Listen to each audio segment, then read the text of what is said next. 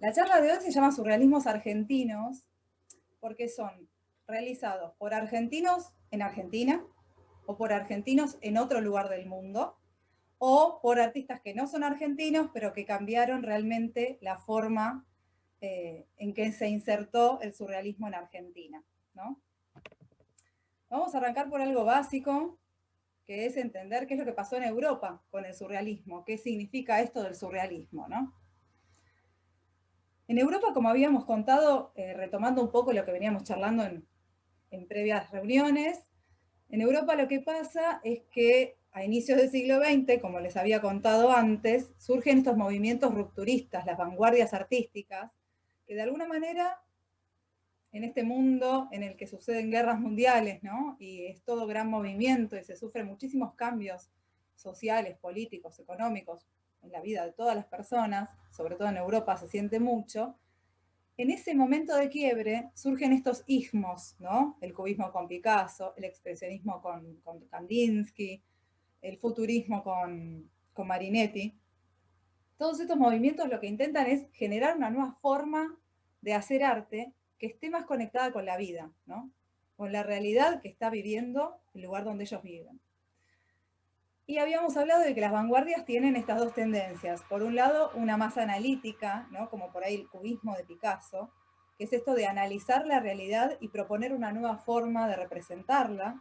Y por otro lado, habíamos visto que hay unas vanguardias que son como más emocionales y que se basan más en la subjetividad del propio artista, ¿no? En contar por lo menos a lo que el artista, cómo el artista percibe esa realidad y cómo la plasma. Que antes de las vanguardias teníamos, por ejemplo, Van Gogh, interpretando a su forma lo que él percibía, pero emocionalmente, de la realidad. Después, con el expresionismo de Kandinsky, eso va a llegar a un punto de sinestesia, donde él directamente conecta la pintura con la música, ¿no? O sea, es toda emoción. De esta camada, digamos, de vanguardias, va a tener mucho que ver el surrealismo, el dadaísmo también, lo que pasa es que el dadaísmo es ruptura absoluta con lo que es el arte, ¿no? Y el surrealismo, ellos van a seguir creando objetos e imágenes, pero se van a basar en que en ese mundo totalmente racional, ¿sí? Que, donde, digamos, la razón es todo, el hombre moderno está dividido, está alienado, ¿sí? No se está conectando con lo más importante o lo más profundo del ser, ¿sí? Que está mucho más adentro de la psique, ¿no? Recordemos que a inicios de siglo aparece Freud contando que hay una parte de la psique, de nuestra mente, que no podemos controlar y donde supuestamente residen todas las verdades profundas, ¿no? De nuestro propio ser, que es el inconsciente. Los surrealistas van a tomar esta idea, incluso pensando que el mundo real es un engaño, porque en realidad el mundo real es como yo lo percibo en mi propio ser, ¿no? Entonces van a pensar que la herramienta fundamental para liberar todo eso que está reprimido es el arte. ¿Y cómo hacerlo? Porque en realidad, cuando nosotros pintamos, cuando hacemos cualquier acción, siempre está la mente consciente diciéndonos, sí, esto no lo hagas, por moral no lo hagas, esto está bien, esto está mal, sabes pintar, no sabes pintar. Como que conscientemente siempre estamos reprimiéndonos. Entonces el método que ellos van a usar es el automatismo. Van a usar el collage, los fotomontajes. Fíjense que acá hay una imagen de Max Ernst, que fue uno de los más importantes del movimiento. A la izquierda son unas piernas de mujer con un objeto como de tela pegado encima, ¿no? Son fotomontajes, son fotos recortadas y pegadas, que lo que hacen es generar un nuevo sentido a una realidad que conocemos, porque reconocemos todas las figuras. Este surrealismo es figurativo, o sea, todo lo que vemos lo reconocemos, pero la convivencia de esas cosas no encaja, ¿no? Resulta extraña. De hecho, se le llama al surrealismo realidad extrañada, ¿no? Y fíjense, a la derecha lo mismo, una pareja, el tipo es un pájaro, tiene cabeza de pájaro, ¿no? Y el de abajo me interesó mostrárselos porque más adelante lo vamos a ver de nuevo. Tiene que ver con una técnica que inventa Ernst, que es el frottage, que es algo que hoy hacemos en el jardín de infantes, que es poner una textura y arriba el papel en el que voy a trabajar y pasar por encima una fibra, un crayón, y esa textura queda marcada en el papel, entonces ya tenemos de dónde partir, ¿no? Ya tenemos algo de dónde partir, algo que no estamos poniendo conscientemente, que salió así, pero que nos puede dar la punta para generar una nueva imagen. Un fragmentito de lo que es el manifiesto surrealista que escribió André Breton en 1924. Él fue la figura sobre la cual se armó todo el grupo, y él dice que el surrealismo es automatismo psíquico puro, por cuyo medio se intenta expresar verbalmente, por escrito o de cualquier otro modo, el funcionamiento real del pensamiento. Es un dictado del pensamiento sin la intervención reguladora de la razón, ajeno a toda preocupación estética o moral. Justo lo que acabamos de decir, que al hacernos más grandes, como adultos, nos empezamos a bloquear, ¿no? Porque hay cosas que podemos liberar que son bastante más profundas o oscuras de lo que queremos mostrar, o porque quizás estéticamente no sea perfecto, ¿no? Ahora, yo les muestro acá algunos artistas que son como los más famosos, y me faltó René Magritte, ya vimos a Max Ernst recién, y acá están Salvador Dalí y Giorgio de Chirico. Y se los estoy mostrando porque me interesa que ustedes vean que todos ellos partían de este precepto, ¿no? De crear sin la intervención de la razón que regula todo y bloquea de algún modo, pero que técnicamente eran perfectos. ¿Sí? Son artistas que prácticamente podrían ser renacentistas del 480 italiano, si nosotros miramos, miramos el acabado de sus obras, ¿no? Pero de algún modo eso lo que hace es generar más inquietud, porque nos da como, digamos, un recorte tan perfecto de una realidad extraña que inquieta aún más, ¿no?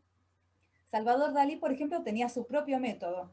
Cada uno utilizó el método del automatismo psíquico de diferentes maneras, ¿no? Cada uno lo adaptó a su gusto, y por eso las búsquedas son tan personales y tan distintas, ¿no? Pero una vez que uno se sumerge en la pintura de cada uno, ya los reconoce automáticamente. Dalí usaba el método paranoico crítico, decía él. Porque claro, fíjense la imagen de la izquierda, hay un joven en un arroyo o en un lago, pero él también podría ser otro tipo de figura, ¿no? Al lado tenemos la Perdón, mano. yo no veo nada de eso, solo te veo a vos. Tenés que correr, ¿estás con celu? No, con la computadora, no vi nada de decir, a ver, salgo de pantalla completa. No, no, no Fíjate sé porque qué. estoy compartiendo la pantalla, tiene que ser una pantalla más, digamos. Ahí está, Ahí listo. va, bien, Bueno, buenísimo. listo. Ahí lo que les contaba es que Dalí trabajaba con esto del método paranoico crítico, ¿no? Más que nada porque él, así como tu ojo ve una cosa, puede ver varias, ¿no? De hecho, hay una pintura de él súper linda, que uno si la mira de cerca, lo único que ves son cuadraditos de colores, y cuando te alejas ves un retrato de Abraham Lincoln, una chica en una ventana, hay miles de imágenes que se conforman solo con cuadraditos. Entonces, él utilizaba este método. Y después fíjense el Cristo que está debajo, que ese Cristo solo apunta por Ligat, a donde él vivía. Entonces, el punto de vista de ese Cristo también es muy extraño, porque es como que estuviéramos nosotros por encima de él, ¿no? Es como que es un punto de vista totalmente nuevo que, digamos, muy arriesgado también, ¿no? Y por otro lado, Giorgio de Chirico, que lo vamos a volver a visitar de algún modo en la pintura de uno de los artistas que les voy a presentar hoy, que él pintaba estas plazas despobladas con esta luz como de sol poniente, ¿no? Como de ocaso, y que generan una atmósfera muy, muy extraña, ¿no? Como de silencio, una cosa así. Con estos personajes que son como maniquíes, no sé, conformados por pedazos de estatuas, y con esas cabezas, eso, como maniquíes o autómatas, no sé. Y por otro lado, fíjense la imagen del centro, las escalas, ¿no? El tema de las escalas de los objetos. Son todos objetos reconocibles, pero cuyas escalas no coinciden con la realidad, ¿no? Nunca puede tener el guante ese de plástico el mismo tamaño que la arquitectura que lo sostiene, ¿no? Entonces, todo esto lo vamos a volver a ver cuando veamos a los tres artistas en los que más voy a hacer hincapié hoy. Mientras tanto, les cuento que acá en Argentina las primeras experiencias con el surrealismo, que ya las habíamos visto, habían sido de la mano de Berni y de Spilimbergo. Fíjense qué distintas las imágenes, ¿no? Y fíjense en el de Berni, en el cuadro de Berni, este de abajo a la izquierda, cómo aparece una cita a Giorgio de Chirico, ¿no? Vuelvo a la de atrás. Fíjense la cajita esa en 4 colores, ¿no? Él la toma y la va a ubicar en otro lugar y en otro espacio. Y de nuevo esto, con Berni nos pasa esto de que digamos, hay objetos que no encajan para nada y molesta, porque uno quisiera que la playita esa, el objeto ese que es como una, no sé, parece un microscopio, está en el centro de la imagen, es muy molesto, ¿no? Como que uno no entiende muy bien qué está pasando ahí. Y la de abajo lo mismo, una llave enorme que es del tamaño de una puerta, lo mismo que el gancho, el alfiler de gancho ese. Y el surrealismo de Spilimbergo, que es mucho más metafísico, ¿no? Esto que hacía de Quirico con las sombras, ¿no? La proyección de la sombra que me indica de dónde está viniendo la luz. Y estos seres que habitan esas terrazas que se conectan con la naturaleza de un modo muy extraño, ¿no? Está como, la de abajo está como inserta en una montaña, con unos horizontes muy extraños, es como más romántico, después vamos a ver por qué. Pero estas son las primeras situaciones surrealistas en Argentina. Y nosotros hoy vamos a empezar a conocer a quien fue el padre del surrealismo acá en Argentina, ¿no? El primer surrealista, que es Juan Valle Planas, que él es español, nació en Gerona, en España, y a sus 2 años se vino a vivir a Argentina y después nunca más volvió ni siquiera de visita a España. El trabajo que él produce en los años 30 va a ser totalmente fundacional para lo que es el surrealismo en Argentina. Y además se conectó también con toda la vanguardia de escritores, de literatos de esa época, entonces fue muy importante, fue una figura importante, digamos, en la cultura de la época. Él va a empezar trabajando en óleo, en 1932 va a pintar sus primeros óleos. Él es un artista que estudió en un colegio industrial y que su afinidad por el arte, digamos, se la trae su tío, José Planas Casas, que es quien le va a enseñar grabado en metal, y a su vez le va a hablar sobre la filosofía zen, que eso va a ser clave en la obra de Valle Planas, después vamos a entender un poco mejor por qué, pero un poco de ahí empieza el tema del interés, no tanto de copiar del natural, digamos, para su arte, sino más bien como de generar vibración energética, ¿no? Fíjense en estas pinturas, las del 32, no las tenemos porque las destruyó, y a su vez coincide con el año en el que Berni está exponiendo sus pinturas surrealistas, ¿no? No sé si eso habrá tenido algún tipo de impacto con él, pero bueno, el hecho es que esas pinturas ya no están, y estas son las primeras que encontré, que fíjense que acá, digamos, figuración no hay, pero todo remite al mundo animal, al mundo vegetal, parecen células incluso, ¿no? Son como cosas orgánicas, ¿no?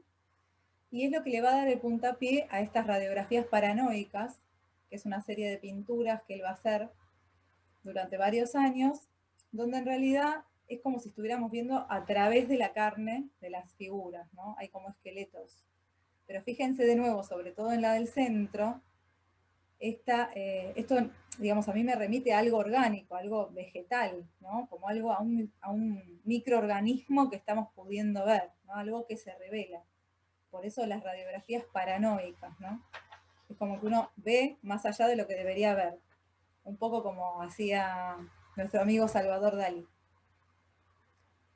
Y esto me parece lindísimo, son unos collages que él llamaba montajes, donde acá lo que va a hacer él es unir, digamos, la composición gráfica, ¿no? El elemento que elige para poner, junto con el contenido, ¿no? Fíjense la del centro, esterilidad de la mujer, víctima de sus nervios, ¿no?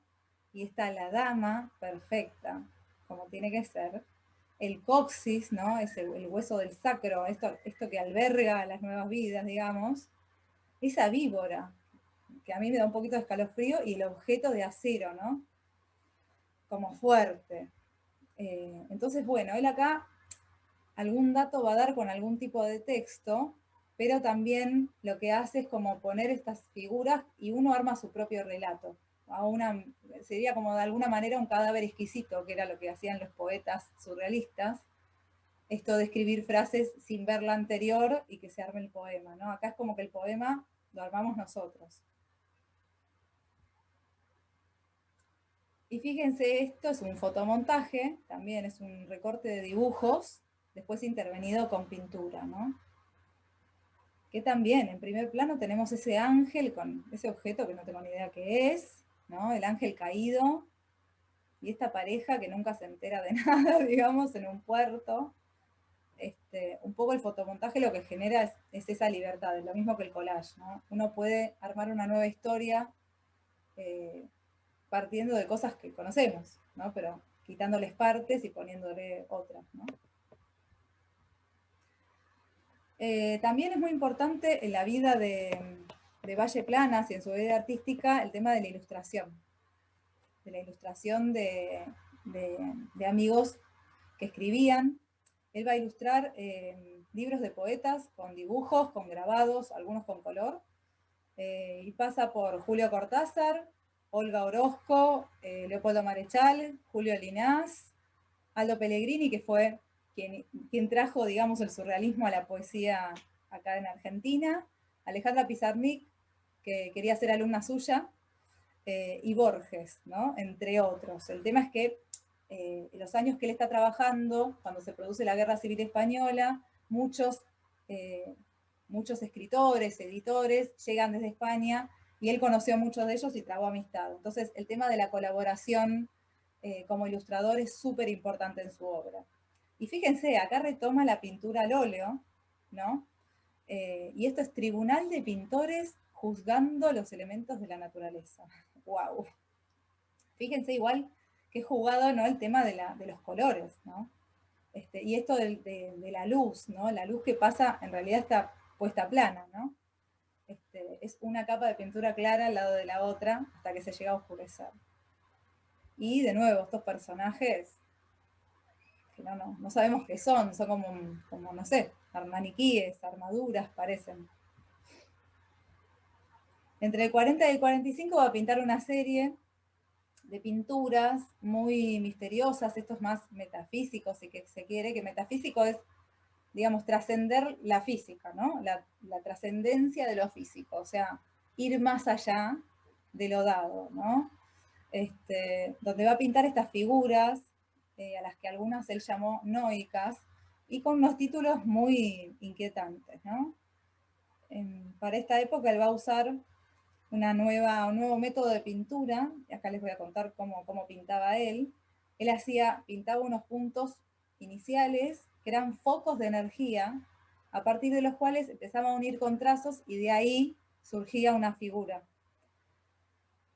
Todo esto está basado en que Valle Planas era un gran estudioso del psicoanálisis, le interesaba muchísimo el tema, un gran estudioso del tema del concepto energético en los yogis tibetanos, por ejemplo, esto que les contaba también de la filosofía zen, y a su vez de las tesis de Wilhelm Reich, que era un discípulo de Freud, que decía que existía una fuerza creadora que se llama orgón, es la teoría orgónica.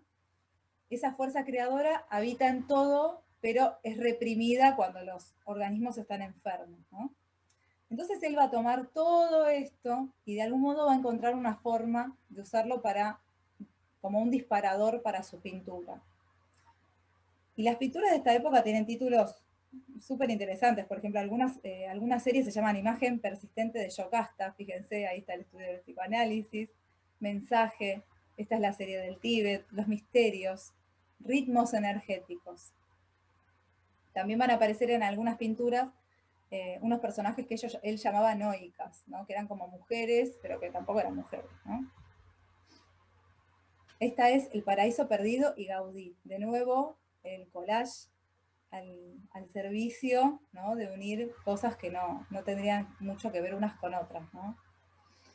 Acá tenemos un fondo pintado, que encima no tenemos referencia espacial, por lo cual eso nos da como atemporalidad, ¿no? No entendemos muy bien dónde están esos seres, aunque El Paraíso Perdido a mí me hace pensar como más en un desierto, ¿no? Gaudí debe ser esta figura que vemos al fondo, lejos de este objeto, que no sabemos tampoco muy bien qué es, pero que se ve que es algo que le está buscando y no encuentra, ¿no? Y la proyección de sombra nos la da también con un pedacito de papel, ¿no? Él en 1947 va a abrir su taller, de donde va a surgir, van a concurrir a él algunos alumnos importantes como Víctor Chau, por ejemplo, que después formó parte del grupo que vamos a ver de los 7 pintores abstractos y también es surrealista. y sobre todo Roberto Eisenberg, que es el artista que vamos a ver a continuación. Me encantó para cerrar un poco esta frase que dice él, que es: he sido, soy y moriré surrealista, ¿no? Su alumno más importante fue Roberto Eisenberg, Bobby Eisenberg. Es un artista que nació en Entre Ríos, en una colonia de inmigrantes rusos, en 1928. En 1936 su familia se va a mudar a Buenos Aires y él va a estudiar el secundario en el Nacional Buenos Aires. Y después se va a anotar en la Facultad de Arquitectura de la UBA. Y va a abandonar la carrera para transformarse o para estudiar arte, digamos. Por la pintura va a dejar arquitectura. Él dibujaba muchísimo y tomó clases con Antonio Berni, pero estuvo un par de meses y se fue. No le gustaba la forma en que dictaba clases Berni, porque era muy académico, y Eisenberg criticaba, por ejemplo, mucho el método de usar modelos, ¿no? Es como que él decía, bueno, en la enseñanza del arte, si vos pones un modelo, generás rigidez, ¿no? Como una total dependencia, es como una autoridad del modelo hacia el artista, ¿no? Y que justamente la esencia del arte moderno tiene que ser la ausencia de un modelo para copiar, porque justamente vos tenés que dejar de imitar lo externo y generar algo nuevo, ¿no? Y esta es la primera pintura que encontré de él, porque él dibujaba mucho, pero en el 48 va a ir a ver una muestra de Juan Valle Planas y le va a pedir ser su alumno, ¿no? Y ahí va a cambiar profundamente la forma y el método en que él trabajaba. Para Valle Planas, o sea, él enseñaba el automatismo psíquico, de hecho, no les enseñaba a pintar a sus alumnos, y lo que él propiciaba era la pasión, ¿no? Y la pasión también tiene un método, ¿no? Y en Eisenberg lo que vamos a ver es método. O sea, es un artista cuya pintura es pulcra, meticulosamente acabada, es, digamos, de un acabado perfecto, ¿no? Pero bueno, partía desde la pasión y no desde lo académico. No es que el profesor le enseñaba los colores y él los usaba, sino que el profesor les enseñaba justamente a liberar la conciencia y a basarse en lo energético para poder crear.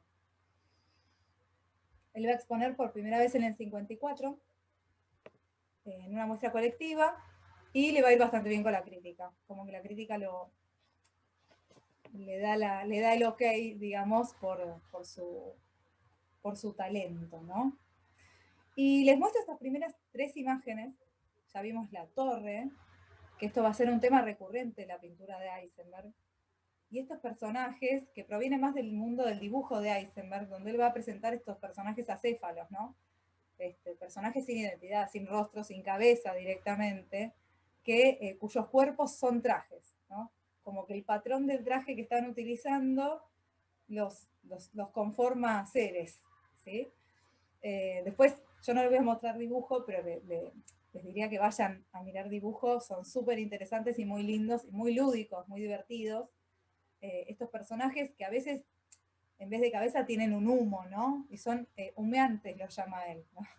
Son como personajes que, eso, humean en vez de tener cabeza, ¿no? Esto se va a repetir a lo largo de la pintura del trabajo de la obra de Eisenberg. Y este Sueño de un condenado a muerte, donde me interesa que vean también el trabajo del cielo, ¿no? El trabajo, eso, casi renacentista que él tiene de su pintura, ¿no? Más allá de lo que uno pueda o no, de la historia que uno pueda o no armar en su cabeza, me parece muy interesante ver también los tratamientos. Y estas son pinturas que no son enormes, son de pequeño o mediano formato, son chicas. Esta obra está en el Malva, pero es impactante verla, ¿no? Es una obra chiquita, sí, pero realmente impacta verla por la precisión, ¿no? Y además por el ambiente, por la atmósfera que genera Eisenberg, que va a ser una de las claves para mirar su obra. Es un artista que expuso en el 58, hizo su primera muestra en la Galería Galatea y le fue muy bien. De hecho, es un artista que tuvo muchos reconocimientos, que mandaron su obra a la Bienal de San Pablo, digamos, tuvo grandes reconocimientos, pero lo interesante de Heisenberg es que él va a trabajar en la época en que estaban en boga estos movimientos que nosotros venimos estudiando un poco, ¿no? El informalismo, que justamente se ocupa de la no forma, ¿no? Esto de la pintura por la pintura misma, el arte destructivo, que es lo que les contaba, estos artistas que tienen una cierta devoción a la destrucción, entonces es un arte bastante rústico, bastante fuerte. La nueva figuración, que es lo que vimos con De la Vega, Machó, Noé, que son artistas también que proponen como un nuevo encuentro con la pintura, pero de una forma bastante como agresiva, si se quiere. Y finalmente el arte pop. Él va a trabajar en toda esa época y, por ejemplo, cuando Romero Brest le hace una muestra antológica en el Ditela, lo va a felicitar por ser un artista de actitud excéntrica. Pero no excéntrica como snob, digamos, sino como por fuera del centro, ¿no? Porque es un artista que se mantuvo al margen de todas esas tendencias y fue siempre coherente, ¿no? Tanto así que hasta casi que se le olvida o que no se lo conoce, ¿no? Que para mí es como fundamental conocerlo porque es un maravilloso artista. Así que bueno, él va a construir a lo largo de su vida un método, además, que le permitía pintar muy pocas pinturas por año, porque era muy meticuloso, entonces pintaba unos 6-7 óleos por año.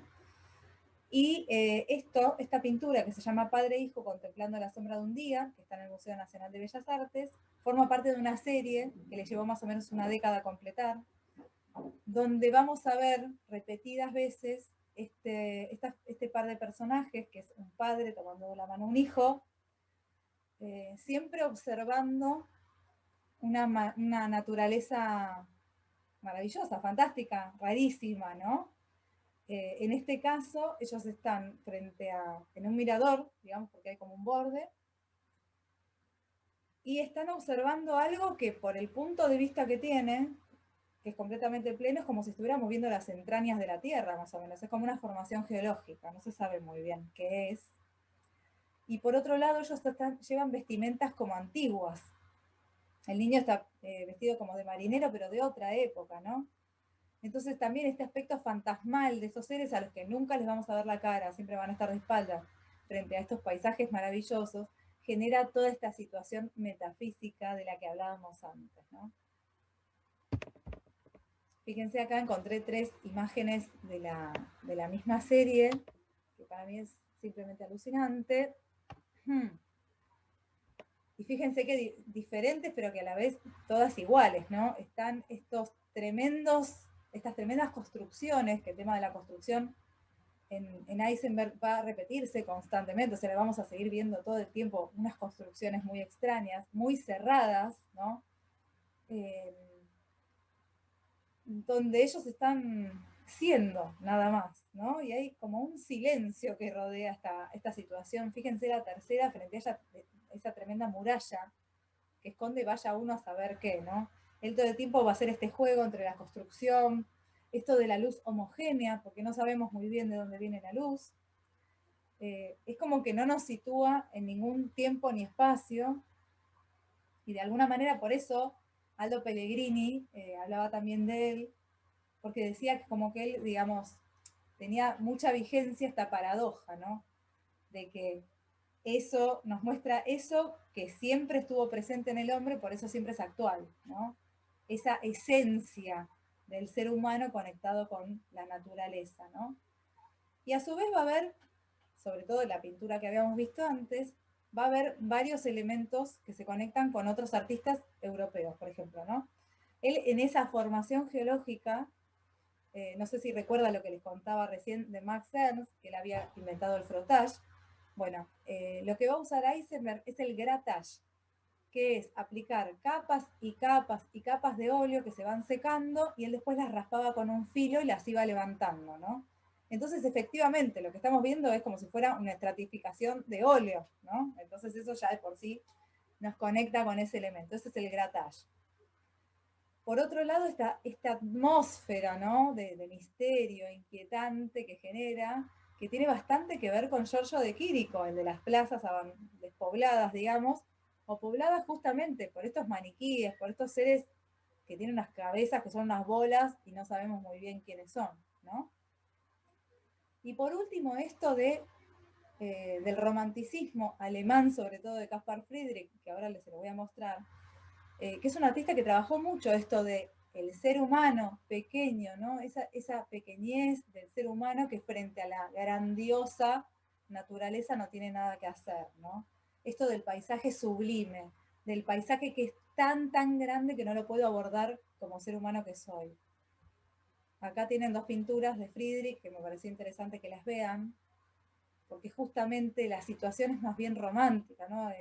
Friedrich va a ser romántico y va a trabajar todo el tiempo con estas figuras que están frente a situaciones como muy insondables de la naturaleza, ¿no? Y también Giorgio de Quirico con estos maniquíes que les comentaba, estas cabezas bolas que no nos dan ningún dato, ¿no? Lo que nos da el dato, la pintura de Eisenberg es esos ropajes antiguos, ¿no? Que tienen puestos los personajes y nada más, pero esas cabezas que no cuentan nada. Y el tema de la construcción arquitectónica, ¿no? Eisenberg va a estar súper interesado, bueno, de hecho él había empezado a estudiar arquitectura, pero va a estar muy interesado en la arquitectura, no solo en la situación del cuadro, ¿no? Del espacio bidimensional, sino también en lo tridimensional. Y esta pintura la pongo porque para mí hay de verdad, esta forma de pintar un cielo, digamos, no es nada relajada, ¿sí? Y después, por otro lado, lo que le quería contar es que por más de que nosotros veamos esta imagen tan acabada, tan pulcra, tan perfecta, él empieza su proceso a partir del automatismo psíquico.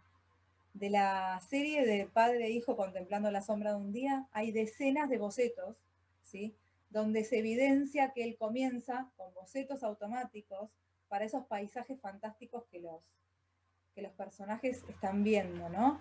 Entonces, él arranca su proceso desde digamos, la libertad del inconsciente y después pasa por un proceso muy complejo de depuración, ¿no? De selección, de descarte de lo que va a utilizar para pasar a la tela.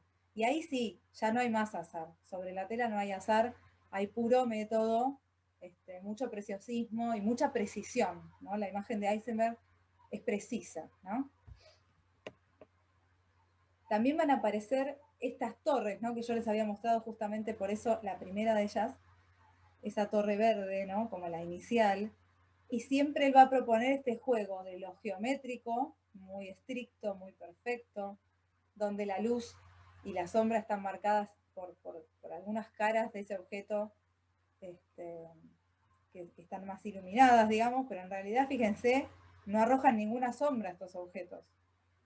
Y de alguna forma igual son como reconocibles para nosotros, pero abarcan todo el espacio de la pintura, entonces no hay mucha escapatoria, ¿no?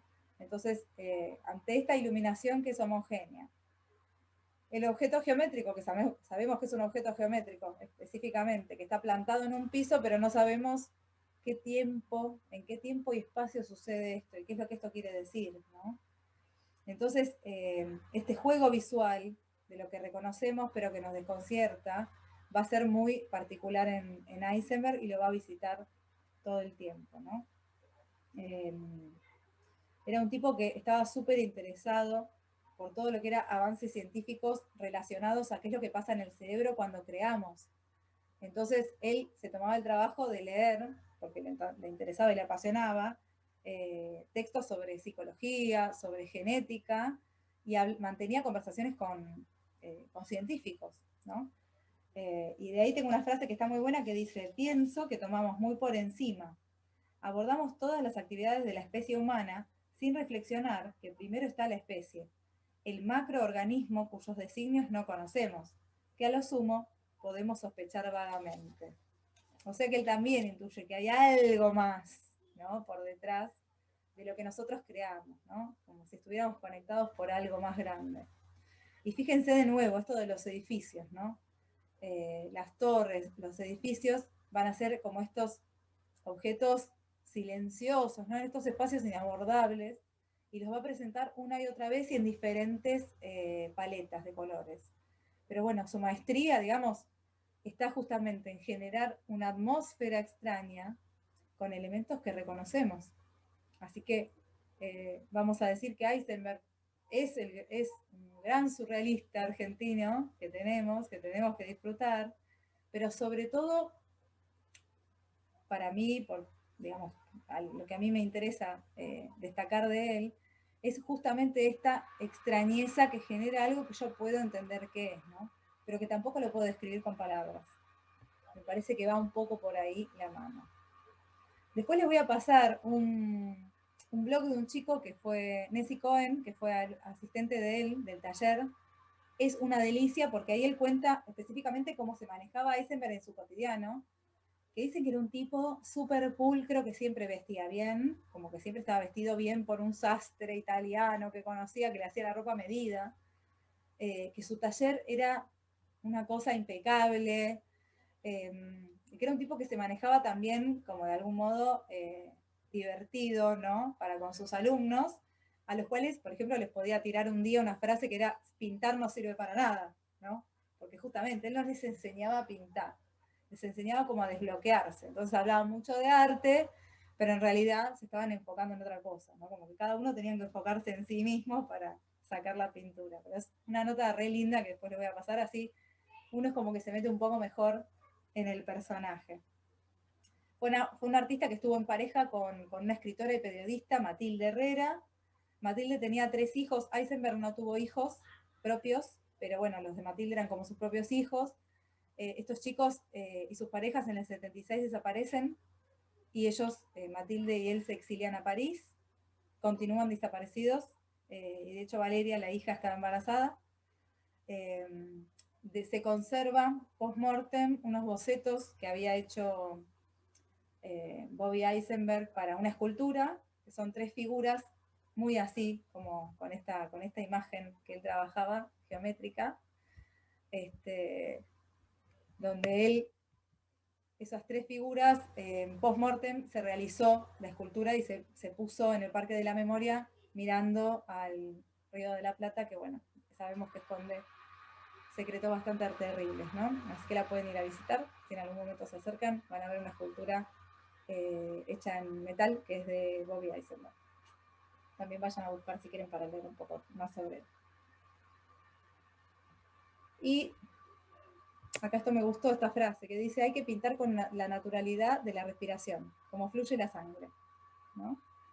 Y les voy a leer un pedacito de un poema muy lindo que le escribió Alberto Guirri para la inauguración de una muestra en el 75, que dice, es un pedacito, ¿no? Es un recorte, dice: subrayarles paralelamente la endeblez pero gruyesca del argumento, centrada en lo obvio, en que la pintura no es exclusivo acontecer visual, y de cómo de la retina la mirada también acarrea piel, oídos, nariz y lengua, y prosigue fulmínea hacia el cerebro, lo atraviesa, rebota de lo denso a lo sutil, de lo sutil a lo casual, llegando por esas estaciones al pecho, ¿no? Me parece que eso es lo que tiene que pasar un poco con toda la pintura, con todo lo que veamos, ¿no? Que de algún modo, esto que estamos captando con la retina, en algún punto nos toque acá. Y hoy casi me pongo animal print para la siguiente artista que vamos a trabajar, que es una artista que nació en Argentina, pero que su campo de acción estuvo sobre todo en París. Ella es Leonor Fini, es hija de italiana y de argentino, nació acá en Buenos Aires en 1908, y su infancia fue difícil porque cuando sus papás se separaron, la familia de la mamá no permitió que estuviera más en contacto con el padre amenazó con raptarla, y por eso la madre huyó a Trieste, a Italia, donde durante 6 años la vistió de varón para camuflarla, porque tenía miedo de que la fueran a buscar personajes relacionados con su padre. Acá yo lo que saqué es que el padre es un fanático religioso, pero la verdad parece más un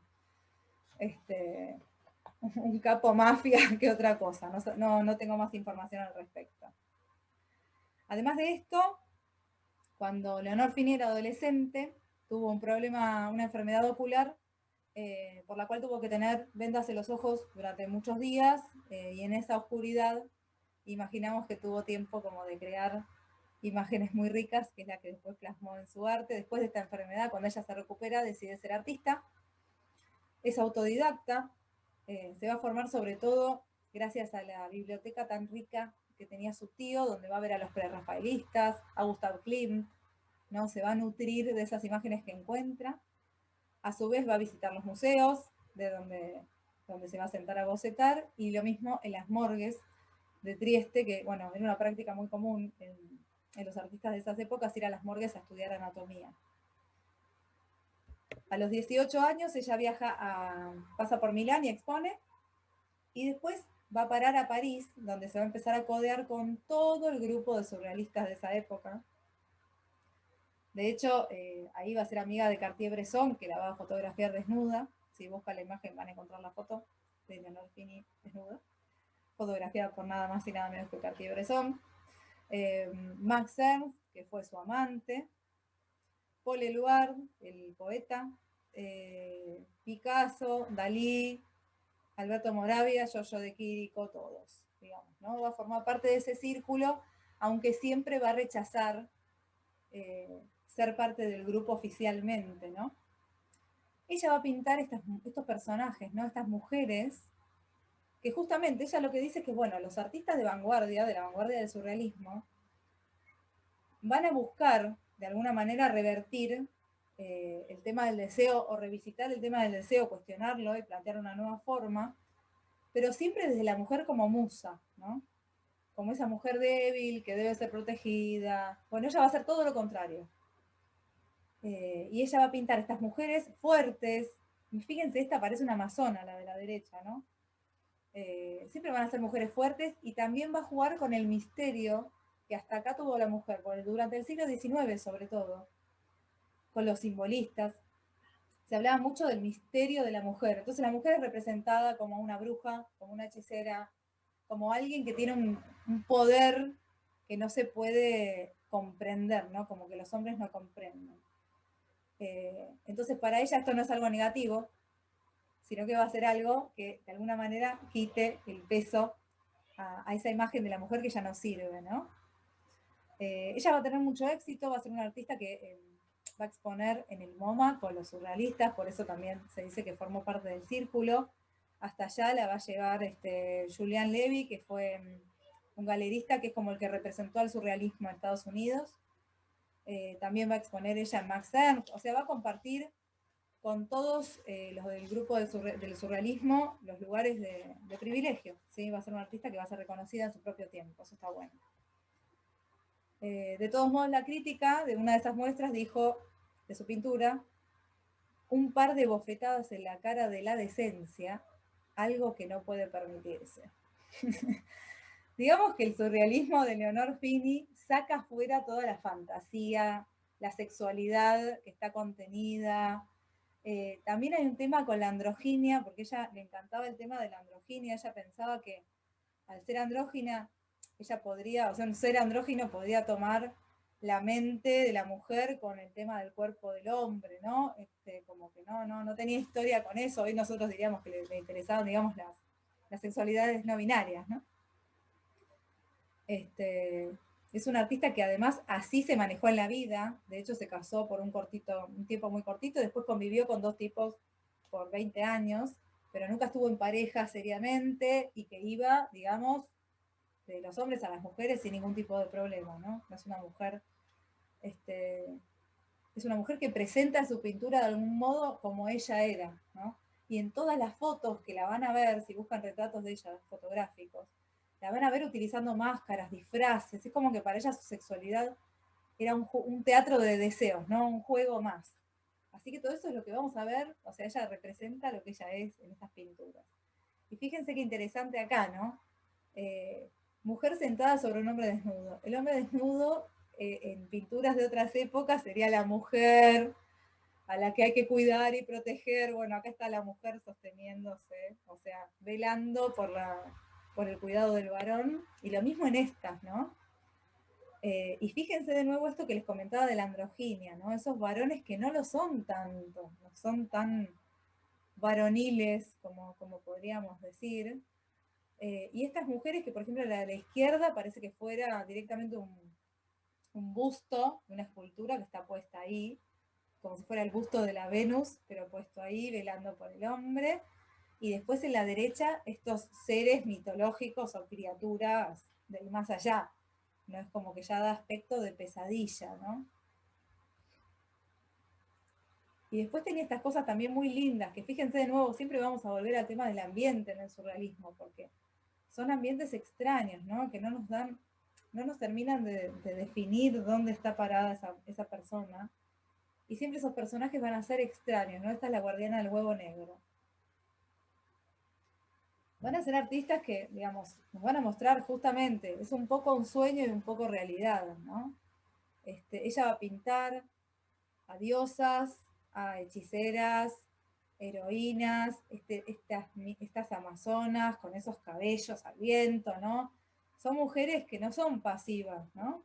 Son mujeres que son activas y que también ciertos personajes encarnan la vida y la muerte, ¿no? Acá esta es una serie de esfinges, no puse el título de cada una, me pareció que no valía la pena, pero fíjense de nuevo, mitológicamente la esfinge encarnaba el poder de la vida y de la muerte, ¿no? Eran estas mujeres, o sea, rostros de mujer con cuerpo de león y alas, ¿no? Y eran demonios que portaban la destrucción y la mala suerte. Entonces, digamos que son mujeres fuertes siempre las que ella va a mostrar.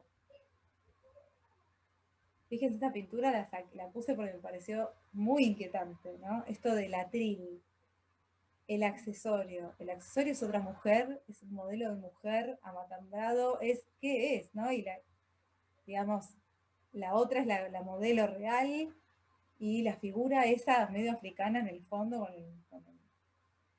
con el sombrero con flores. Bueno, me pareció súper inquietante.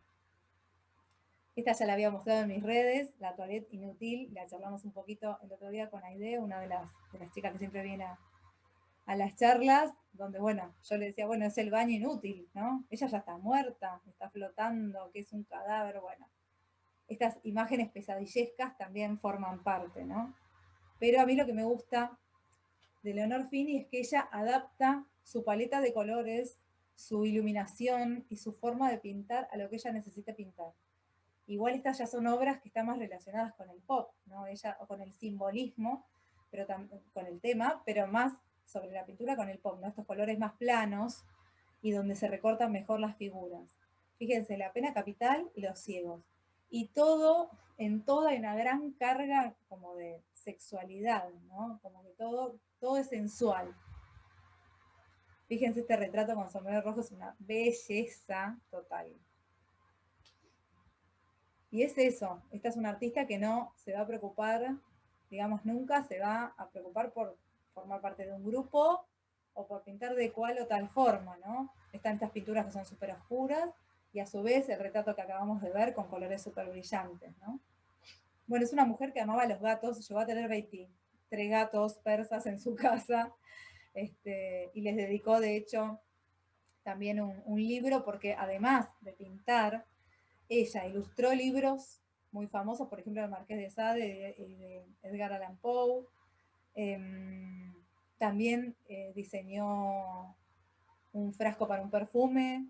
También fue diseñadora de vestuario para teatro. Digamos que es una mujer que para ella no había discernimiento entre un trabajo artístico o el otro, como que en todo ella ponía el mismo nivel de creatividad, ¿no? Y les voy a contar una frase que para mí es como la que cierra todo lo que ella es, que dice, toda la pintura es erótica. Ese erotismo no tiene necesariamente que estar en el tema. Puede estar en la forma con que se pinta un ropaje, en el diseño de una mano, en un pliegue. Sensualidad ante todo y erotismo, ¿no? Y fíjense acá, por eso me gustó poner otra foto de ella con esas máscaras que usaba, ¿no? Siempre disfrazada y siempre exótica. Y dice, quiero que las imágenes salten de la página, quiero pintar los límites del potencial de expresión. Deseo expresar más allá de lo que se ve. Bueno, lo que pasó en Argentina después de estos artistas que, como contábamos, de alguna manera no fueron tan notorios como todos los movimientos que sí lo fueron, la nueva figuración, el informalismo, el arte pop, estos surrealistas que no pasaron, digamos, no fueron tan notados. Después de esto se formó, hubo una exposición llamada 7 pintores abstractos, donde participaron, yo acá les voy a mostrar algunos nada más, pero participaron artistas reconocidos hoy.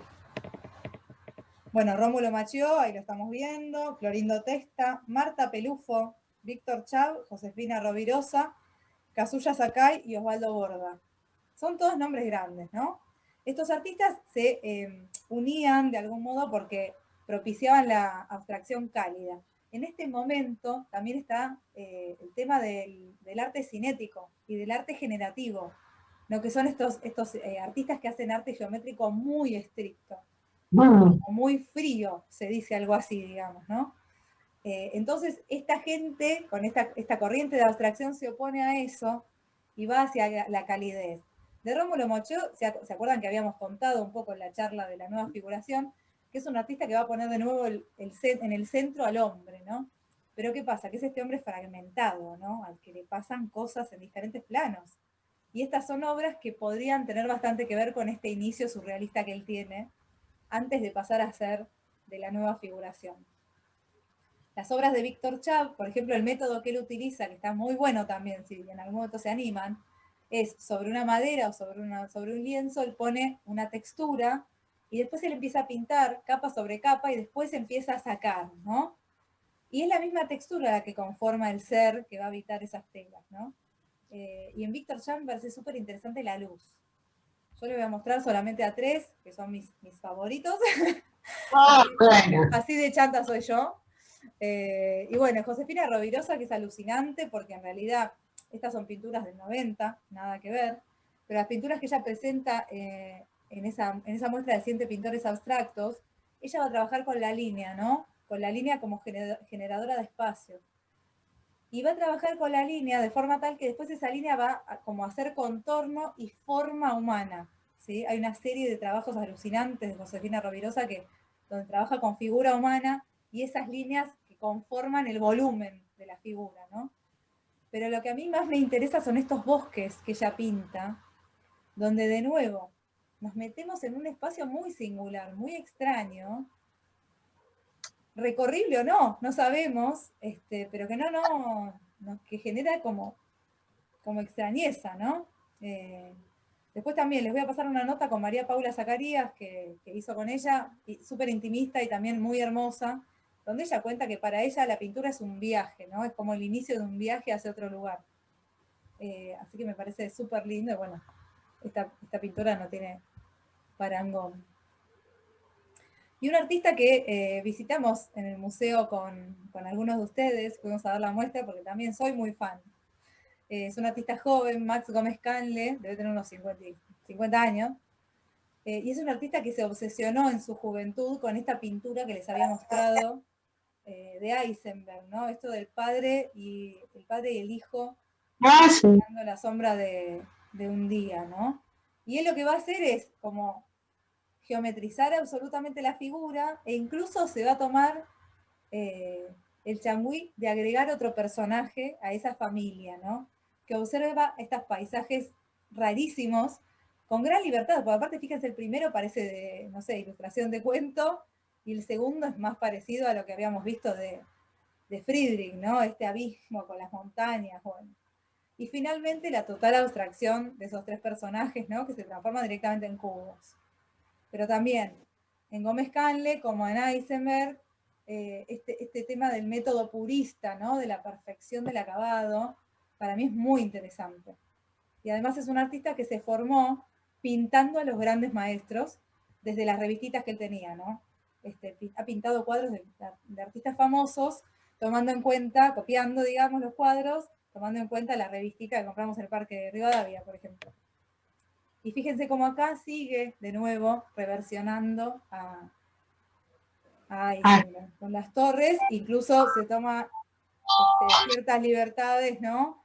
Como de ponerlas también en familia, digamos, o de punta, como la presenta Eisenberg, pero ahora sí, proyectan una sombra y están insertas en un lugar que es el que él decide donde tienen que estar, ¿no?